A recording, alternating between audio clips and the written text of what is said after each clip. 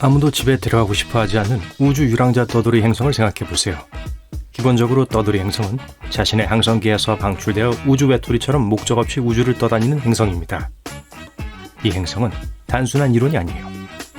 과학자들은 실제로 우리 은하에서 일부를 발견했어요. 사실 은하수 주변에 이러한 우주 유목민들이 많이 떠 있을 수 있다고 주장됩니다. 이 행성이 모두 지구처럼 작고 암석으로 된 세계는 아니에요. 일부는 실제로 목성보다 몇 배 더 큰 거대한 가스 행성입니다. 이 거대한 행성들은 잠재적으로 자신의 위성과 심지어 그 주위를 돌고 있는 미니 시스템을 가지고 있을 수도 있어요. 예를 들어 우리가 알고 있는 가장 유명한 떠돌이 행성 중 하나는 복잡한 이름을 가지고 있습니다. 이게 그 이름이에요. 지구에서 약 80광년 떨어진 곳에 위치하고 있으며 2013년에 발견되었습니다. 이 떠돌이 행성은 목성 질량의 약 6배로 약 1200만 년 된 것으로 추정됩니다. 네, 이 우주 외톨이들이 별이 없다고 해서 매우 춥다는 것을 의미하진 않아요. 자체 내부 공정으로 열과 빛을 발생시킬 수 있습니다. 어떤 것들은 심지어 지구처럼 자기장과 오로라가 있을지도 몰라요. 다른 말로 하자면 조건만 적절하다면 떠돌이 행성에 거주하는 것도 잠재적으로 가능합니다. 그렇다면 이런 행성의 생명체는 어떤 모습일까요? 그리고 우리가 그곳에 살 수도 있을까요? 떠돌이 행성에서 사는 것은 외로운 삶일 수 있습니다. 햇볕을 내려쬐는 따뜻한 태양도 없고 아늑한 대기도 없으며 바베큐를 함께할 우주 이웃도 없어요. 그래서 창의력을 발휘해야 합니다. 가장 명백한 문제부터 시작해요. 빛과 열이 없다면 힘든 시간을 보내게 될 겁니다. 그럼 이 문제를 어떻게 해결하죠? 아마도 고급 우주 난방기에 투자해야 할 것이고 세련되고 매우 따뜻한 우주복을 입어야 할 겁니다. 아니면 태양광 발전에 의존하지 않고 전기를 생산하는 완전히 새로운 방법을 발명할 수도 있어요. 예를 들어 지열 에너지를 사용하는 건 어떨까요? 좋은 생각이에요. 각각의 행성은 내부의 열원을 가지고 있습니다. 그것이 없다면 모두 우주를 떠다니는 차갑고 생명이 없는 바위에 지나지 않을 거예요. 이 내부의 열은 가정에서 공장, 우주선에 이르기까지 모든 것에 전력을 공급하기 위해 사용될 수 있습니다. 도시 전체에 전력을 공급할 수 있을 정도로 큰 욕조가 있는 것과 같아요. 그리고 그 도시는 아마도 열원에 더 가까운 지하에 위치할 것입니다. 그리고 빛에 대해 말하자면 아마도 정말로 밝은 손전등을 만들어야 할 거예요. 아니면 어쩌면 집을 밝히기 위해 생물 발광 유기체를 유전적으로 조작하는 법을 배울 수도 있을까요? 네온 버섯과 식물로 뒤덮인 우주기지를 상상해보세요. 식물 얘기가 나와서 말인데요. 별이 없이는 식물 생명체를 얻기가 꽤 힘들 것입니다. 그럼 우린 뭘 먹죠? 아까 언급한 지열 분출구나 화학 반응을 이용해서 우리 자신을 지탱할 수 있습니다. 아마 유황이 풍부한 음식을 좋아하게 될 수 있고 거품이 이는 화산 진흙에 음료를 발효시킬 수도 있어요. 하지만 음식 외에도 더 중요한 문제가 있어요. 떠돌이 행성에서 사는 것은 말 그대로 숨이 막힐 거예요. 공기가 없으니까요. 알다시피 모든 떠돌이 행성에 안정적인 대기가 있는 것은 아닙니다. 모두 크기, 구성 그리고 다른 요소에 달려 있어요. 우리의 새로운 행성에 대기가 있다고 해도 믿을 수 없을 정도로 얇고 불안정할 수 있습니다. 아름다운 푸른 하늘이나 감탄할 만한 극적인 석양이 없을 거예요. 대신에 우주의 무한한 공허함을 응시할 것입니다. 그곳에서 별들은 그 어느 때보다 더 밝을 거예요. 날씨 패턴은 잊어버리세요. 날씨 패턴을 만들 수 있는 대기가 없다면 비, 눈, 뇌우도 없을 겁니다. 이건 단지 몇 가지 사소한 문제들에 불과해요.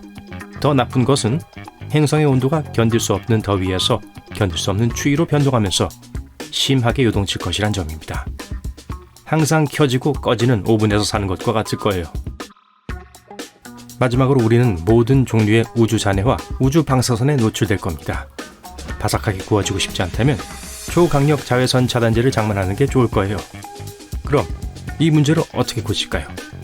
글쎄요. 직접 산소를 생산할 방법을 찾아야 하고 아마도 우주시대의 생물권과 같은 것을 만들어야 할 거예요. 예를 들어 산소를 생산할 수 있는 식물을 기를 수도 있고 첨단 공기청정기처럼 공기를 여과하는 법을 배울 수도 있습니다. 마지막으로 가장 중요한 문제가 있어요. 물을 찾는 거예요. 이 점에서 수중바다가 도움이 될 거예요.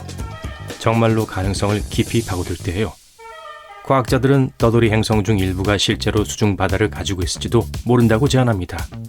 마치 땅에 묻힌 거대한 물풍선 위에 산 것과 같을 거예요. 발밑의 땅이 얼음과 바위로 이루어져 있죠. 다시 말해서 이 지하 바다를 이용할 수 있습니다. 지하 바다는 식수, 농업, 제조를 위한 물 공급원을 제공할 수 있어요. 어쩌면 우리가 전에 보지 못했던 다른 자원과 재료들을 가지고 있을지도 모릅니다. 그건 그렇고 그 지하 바다에 어떤 종류의 이상한 생물들이 숨어 있을지 누가 알겠어요? 하지만 걱정하지 마세요. 지하 오아시스가 없더라도 다른 가능성도 있습니다. 해성으로부터 약간의 물을 얻을 수 있고 얼음채굴, 심지어 대기로부터도 물을 얻을 수 있어요. 우리가 만든 대기로부터 말이죠. 마지막으로 우리는 집과 다른 것을 지을 수 있는 자원을 찾고 채굴해야 합니다. 그리고 떠돌이 행성은 별 주위를 도는 행성과 같은 종류의 자원을 가지고 있지 않을 수도 있어요. 그건 마치 사막에서 보물을 찾으려는 것과 같습니다. 확신할 수 없어요. 근처의 소행성으로부터 자원에 의존해야 할지도 모릅니다. 그리고 만약 행성 자체에서 자원을 추출하고 싶다면 우리는 수 킬로미터의 얼음과 바위를 뚫고 내려가야 할 거예요. 하지만 만약 도전해볼 의향이 있다면 떠돌이 행성에서 부자가 될 가능성이 있습니다. 어쩌면 금이나 다이아몬드보다 더 가치 있는 새로운 자원을 발견할 수 있지도 모릅니다. 좋아요. 가장 중요한 문제를 해결한 것 같네요. 다른 작은 어려움이 있을 수도 있습니다. 예를 들어 행성이 얼마나 빨리 회전하는지에 따라 심각하게 긴 낮과 밤이 있을 수도 있어요. 정상적이고 규칙적인 낮과 밤의 주기가 없을 것입니다. 행성의 자전은 예측할 수 없을 수도 있습니다. 아마도 몇 주간의 낮과 몇 주간의 밤을 갖게 될 수도 있고 우리의 수면 스케줄은 정말 엉망이 될 수 있어요. 길고 어두운 밤을 보낼 수 있도록 정말 진한 커피를 개발해야 할지도 모릅니다. 하지만 우리가 이 모든 것에 적응할 수 있고 모든 도전을 극복할 수 있다고 가정해요. 이제 마침내 떠돌이 행성에 온 건 환영합니다. 해는 뜨지 않지만 모험은 끝나지 않는 곳이요. 진보된 기술 덕분에 우린 한때 황폐했던 이 세상에서 편안하고 살기 좋은 환경을 만들 수 있었습니다. 머리 위의 하늘은 이제 보송보송한 흰 구름과 가끔 날아다니는 생물들의 무리로 가득 찬 아름다운 푸른색 조입니다. 묻지 마세요. 지하 거주지에서 나오면 우리는 놀라움으로 가득한 세상을 맞이합니다.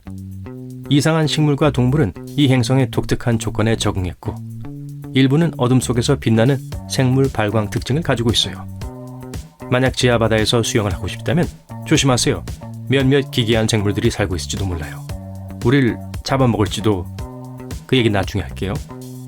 우린 행성의 지열 에너지에 의해 움직이는 광대한 도시와 번영하는 공동체를 만들었습니다. 또한 어둡고 추운 밤 동안 사물을 밝게 유지하는 많은 인공 광원을 만들었어요. 물론 여전히 내비게이션과 시간 관리에 약간의 문제가 있지만 상황이 예전처럼 지루하진 않겠죠? 전반적으로 떠돌이 행성에서 사는 것은 분명 어려움이 있겠지만 우주를 경험하는 꽤 흥미로운 방법이 될 수도 있습니다. 그리고 누가 알겠어요? 언젠가 우리가 그런 행성을 발견해서 은하기관의 도시로 변화시킬지도 모르죠. 하지만 그때까지 우리의 소중한 지구를 즐기고 깨끗이 해요.